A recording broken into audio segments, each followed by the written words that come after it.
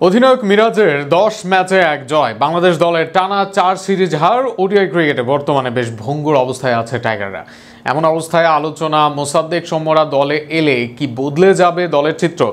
আসলে এই মুহূর্তে কি দরকার বাংলাদেশের ওডিআই দলে, তা নিয়ে বিস্তারিত থাকছে প্রতিবেদনা।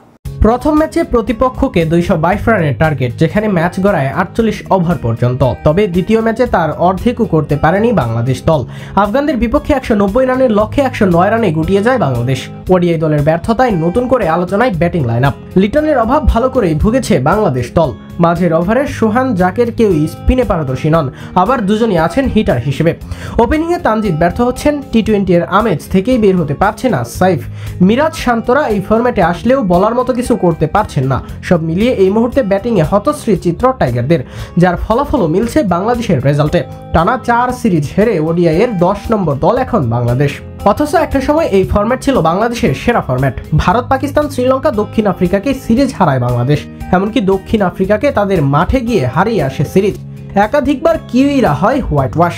আফগানিস্তানের বিপক্ষেও এই ফরম্যাটে এগিয়ে ছিল বাংলাদেশ। শেষ বিশ্বকাপেও ম্যাচ অনেকটা একপাক্ষিকভাবে জয় পায় বাংলাদেশ। সেখান থেকে ওডিআই ক্রিকেটে এর এই হাল বাংলাদেশের বর্তমান পরিস্থিতিই তুলে ধরে। প্রশ্ন হলো, এর সমাধান কি? ব্যাটিং অর্ডারে দরকার এমন ব্যাটসম্যান যাদের এই ফরম্যাটে আছে ভালো রেকর্ড। আর সেখানে সৌম্য সরকার, মোসাদ্দেক, আফিফ হোসেনরা হতে পারেন সমাধান।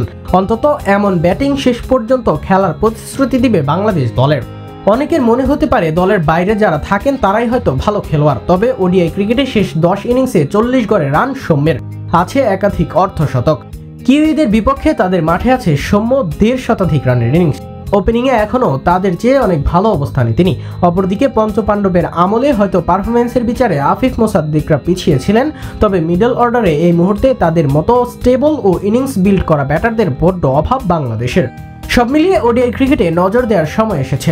দীর্ঘমেয়াদী পরিকল্পনায় হয়তো বয়স ভিত্তিক পর্যায়ে বা ঘরোয়া লিগে দিতে হবে নজর। তবে স্বল্প মেয়াদিতে ভরসা রাখতে হবে এইসব খেলোয়াড়দের উপর, নতুবা বিশ্বকাপ খেলাও অনিশ্চিত হতে পারে টাইগারদের জন্য।